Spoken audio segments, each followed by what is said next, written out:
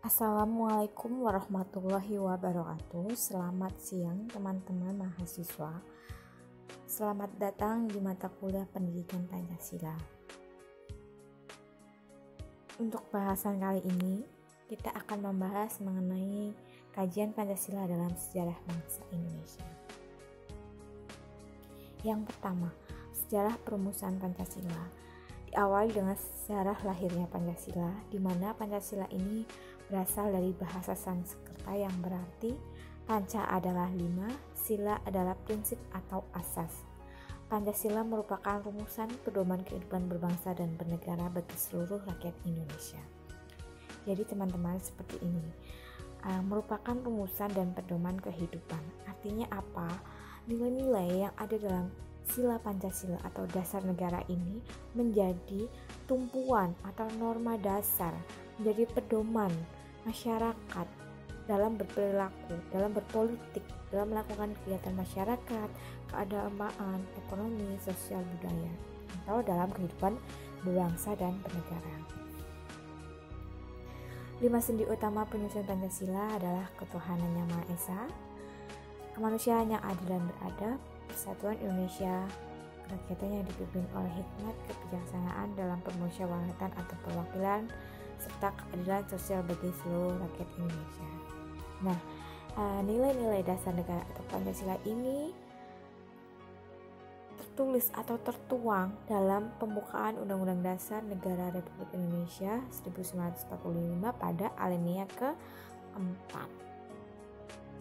Ya. Nah, bagaimana proses perumusannya?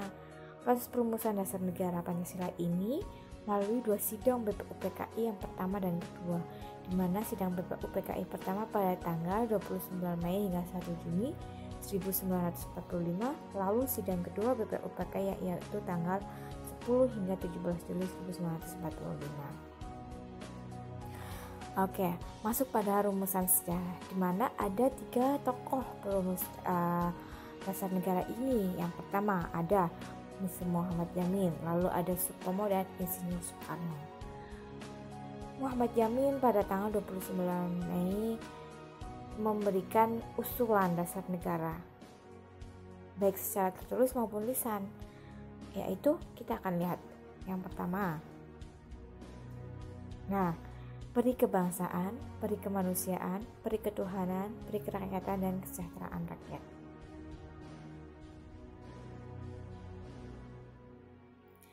Nah, secara lisan, Mr. Muhammad Yamin juga memberikan usulan dasar negara ini, yaitu ada ketuhanan yang Maha Esa, kebangsaan persatuan Indonesia, rasa kemanusiaan yang adil dan beradab, kerakyatan yang dipimpin oleh hikmat kebijaksanaan dalam permusyawaratan perwakilan, serta keadilan sosial bagi seluruh rakyat Indonesia. Berbeda dengan Mr. Muhammad Yamin, Mr. Sutomo juga memberikan usulan dasar negara dengan 5 sila. Yang pertama ada persatuan, sila kedua adalah kekeluargaan, sila ketiga keseimbangan lahir batin, dan keempat adalah musyawarah, serta yang kelima adalah keadilan rakyat. Selanjutnya rumusan dari Insinyur Soekarno. Beliau memberikan susunannya itu atas dikenal dengan prinsip ada Pancasila, Ekasila, dan Trisila. Apa saja rumusannya? Kita lihat ya. Bahwa yang Insinyur Soekarno memberikan prinsip kebangsaan, internasionalisme, mufakat, kesejahteraan, dan ketuhanan. Di mana bukan Pancadharma tetapi menamakannya dengan Pancasila, yang berarti asas atau dasar. Di atas kelima dasar itulah kita mendirikan negara Indonesia. Nah, rumusan Pancasila menurut Insinyur Soekarno ada kebangsaan Indonesia, internasionalisme, mufakat atau demokrasi, kesejahteraan sosial, ketuhanan yang berkebudayaan. Kemudian beliau juga merumuskan Trisila, menyempitkannya yaitu sosionasionalisme, sosiodemokrasi, dan ketuhanan, yang dikenal dengan istilah Ekasila yang dasarnya adalah gotong royong.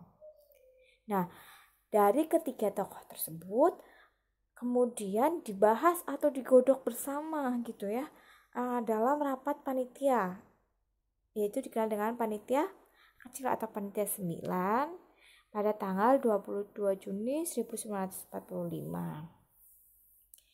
dengan agenda menampung dan menyelaraskan usulan anggota BPUPKI yang telah masuk. Nah, dalam menentukan hubungan negara dan agama, anggota BPUPKI ini terbagi atau terbelah menjadi dua golongan, yaitu Islam dan golongan kebangsaan, di mana golongan ini ada perbedaan sila pertama pada Pancasila pada Piagam Jakarta dan pada pembukaan Undang-Undang Dasar 1945.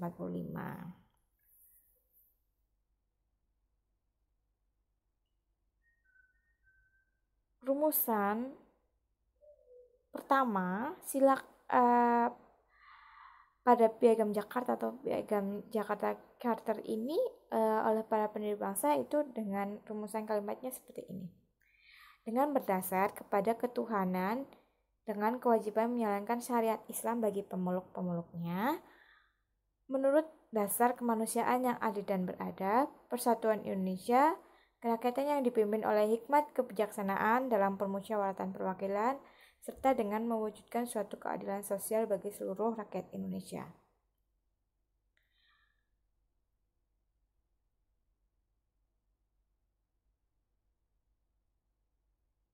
Nah, ini sub-sub anak kalimatnya. Ingat tulisannya seperti ini.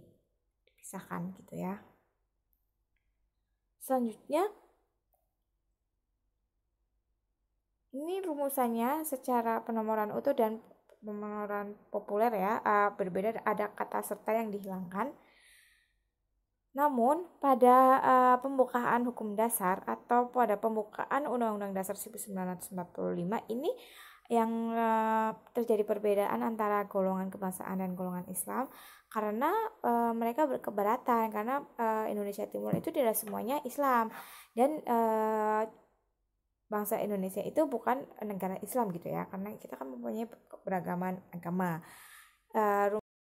Ini golongan kebangsaan itu mengalami keberatan pada sila pertama, yaitu sehingga ada 7 penghilangan kata. Nah, seperti ini.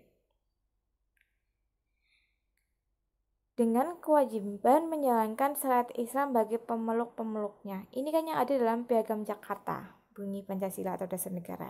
Kita baca ya Piagam Jakarta nih. Nah, di sini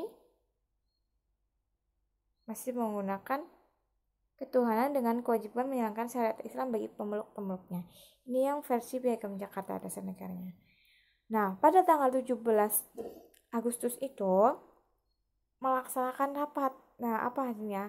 Situasi darurat di mana wakil Indonesia ya dari timur itu merasa keberatan dengan rumusan dengan kewajiban menjalankan syariat Islam bagi pemeluk-pemeluknya untuk disahkan menjadi dasar negara yang ada dalam pembukaan Undang-Undang Dasar 1945. Alasannya apa? Untuk menjaga integrasi bangsa Indonesia yang diproklamasikan Insinyur Soekarno, sehingga golongan Islam dan golongan kebangsaan ini melakukan rapat pleno ya, sehingga atas keberatan itu sehingga memberikan usul penghapusan, di mana konsultasi akhirnya memberikan kesetujuan penghilangan 7 kata pada sila pertama itu menjadi apa? Ketuhanan yang Maha Esa pada sila pertama.